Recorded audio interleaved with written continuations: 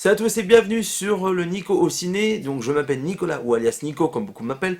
On va parler de beaucoup de cinéma. Donc on commence tout de suite avec une première critique qui est Ad Astra réalisée par James Gunn.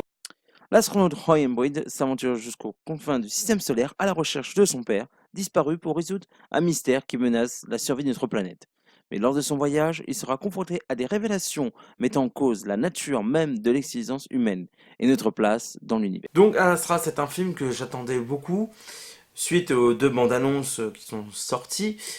Mais je ne connais pas vraiment le cinéma de James Gunn, mis à part The Lost City of Z, pardon, où La Nuit nous appartient. Donc je connais pas vraiment son cinéma, mais moi j'aime beaucoup les films de science-fiction, surtout quand ça concerne l'espace.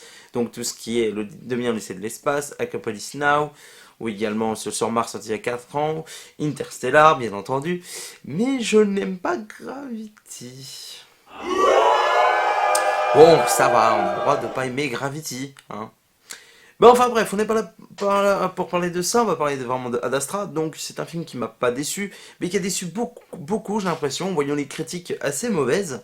Beaucoup le considèrent trop long, et beaucoup ne font pas la différence entre long et lent. Donc effectivement, oui, c'est un film qui est très lent, qui est très posé, mais il y a quand même quelques scènes d'action qui te poussent vraiment plus loin. Mais quand les gens disent ouais on se fait chier, c'est long, on se fait chier, ouais c'est de la merde. Non, je suis pas d'accord. On a le droit de pas aimer, on a le droit de trouver ça lent, mais bon, dire que c'est long, honnêtement, on aurait duré 1 heure de plus, moi personnellement, ça ne m'aurait pas dérangé. Donc déjà avec Brad Pitt dans le rôle de Roy, qui est vraiment excellentissime, qui pour moi mérite au moins d'être nominé aux Oscars pour l'an prochain, parce qu'il tient le rôle parfaitement, tout simplement. Et c'est complètement dingue. L'émotion qui m'est ressortie. Et pour vous dire, il y a une scène, je ne dirai pas laquelle parce que je vais pas spoiler, mais qui m'a mis quasiment la larme à l'œil. C'est dommage que ça c'est pas allé un peu plus loin parce que sinon je pense j'aurais touché ma petite larmichette. Mais c'est complètement dingue, c'est surtout que ce film il fait apporter de la réflexion. Et ça, j'ai remarqué, quand on demande de la réflexion aux spectateurs, pour beaucoup, ça pose problème. Mais bon, chacun son cinéma, j'ai envie de dire. Enfin, en termes de mise en scène, mais c'est complètement bluffant, c'est très beau, la photographie par...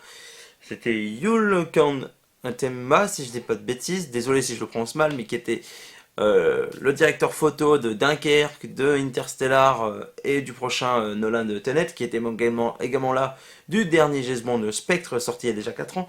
Donc, en termes de photographie, c'était sûr qu'on allait vraiment prendre plein la gueule. Et visuellement, pour moi, c'est un des plus beaux films qu'on ait vu cette année. Alors, les films Avengers, c'est des trucs comme ça, avec les fonds verts, les Disney live action et tout, bon, c'est beau, ok, c'est mignon, mais quand tu vois ton fond vert est dégueulasse, je suis désolé, que pour moi, ça passe pas. Sachant que, pour ceux qui ne savent pas, le film devait sortir de la base en avril, je crois que c'était le 4 avril ou le premier, je sais plus. Mais il était repoussé parce que James Gray disait que les effets spéciaux n'étaient pas au point, donc il a préféré pousser son film, et on le comprend pourquoi. Donc je préfère à la limite qu'on repousse un film, et au moins on a un très beau visuel, contrairement à beaucoup de studios, Disney ne sont pas les seuls, où ils veulent absolument respecter le calendrier et quitte à faire des effets spéciaux à la va-vite pour au final que ça vienne dégueulasse. Mais bon, après, chacun son point de vue. Mais bon, qu'est-ce que je peux dire de plus sur ce film? Bah déjà, en plus moi je l'ai vu en IMAX, donc ça permet d'avoir une plus grosse immersion, donc une plus grosse image, et surtout un plus bon son, mais voilà. Après, je pense que j'aurais autant pris mon pied également en 2D dans une salle normale, hein, mais bon, moi, passionné d'IMAX, donc fallait ce genre de film, c'est voir sur le plus grand format possible. Mais c'est dingue l'émotion que ce film a ressenti. Il m'a fallu 3 jours pour me remettre. C'est pas non plus le film de l'année. C'est pas non plus le meilleur film. C'est pas non plus le nouveau 2001 d'Essai de l'espace comme certains le prétendaient avant sa sortie. Non, on n'en est pas là. Mais j'ai ressenti un truc que j'ai pas ressenti sur d'autres blockbusters. Bon, oui, c'est un blockbuster, mais avec des millions de réflexions. Donc ça me rappelle un peu l'échec, enfin même si plutôt box-office il marche plutôt bien, 400 000 entrées en une semaine en France.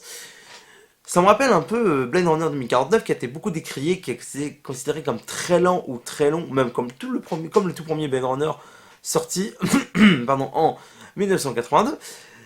Mais je ne comprends pas crache autant parce qu'on dit qu'on se fait chier. Si tu t'attends direct à un film de base avec beaucoup d'action, des fusées, des piou piou piou, et que ça explose de partout. Et il y en a des scènes d'action. Il y a même une scène avec des petits véhicules. J'avais l'impression de me croire limite dans Mad Max. Bon, pas autant, pas aussi longtemps, mais oui, mais bon, voilà, cette scène était complètement dinguissime en termes de mise en scène ou en termes de visuel.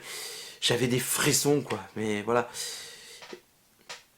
Franchement, Brad Pitt m'a pas donné autant d'émotions depuis un très très moment. C'est dingue ce qu'il m'a apporté. Et surtout que quand il apprend que son père n'est pas apparemment mort, donc il essaie de tout faire pour le retrouver. Donc même si il doit finir sa mission est terminée, ils veulent continuer à la poursuite, à faire des choses pas bien, comme son père a fait à une époque. Et c'est là que tu dis, mais tu te rends en question, est-ce que tu dois aller jusqu'au bout? Eh ben oui, mais bon. Et quand il retrouve son père, l'émotion est complètement forte dans le sens que il a fait des erreurs. Et là, je vais mettre un petit point spoil. Donc, quittez la vidéo, ou plutôt, je vous mets un timecode pour vous retrouver. Quand il retrouve son père, il dit ouais, je suis bien ici, je m'en fous de toi, je m'en fous de ta mère. Et là, t'as Brad Pitt avec une larme à l'œil qui le regarde comme ça en hauteur en disant mais c'est pas grave, je t'aime papa. Mais cette scène est complètement déchirante parce que il n'a pas vu son père depuis plus de 30 ans. Il se dit qu'il en a rien à foutre de lui, qu'il en a rien à foutre de sa mère ou également sa femme. Et que malgré tout, il veut pardonner parce il le retrouve son papa. Donc il essaye de le sauver, de le ramener. Mais il va quand même le abandonner. Et du coup, heureusement, il va mourir pour enfin résoudre la mission. Donc, fin de spoil.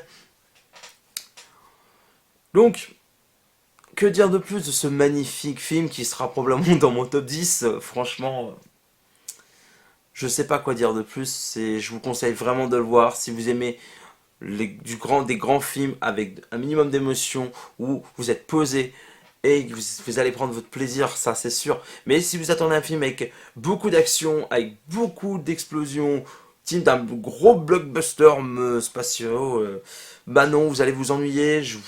Ce serait dommage de le rater quand même. Mais vaut mieux que vous n'allez pas le voir ou que vous soyez déçu ou vous crachez votre venin dessus, parce que ça n'a aucun intérêt. Voilà, c'est la fin de cette petite critique assez courte, un peu fouillée, mais c'est la première, je vais essayer de m'améliorer prochainement. En tout cas, on se retrouve très bientôt pour une critique, je vous fais une grosse bise, n'hésitez pas à commenter la vidéo, donner votre avis, de partager la vidéo également, et on se retrouve à très bientôt.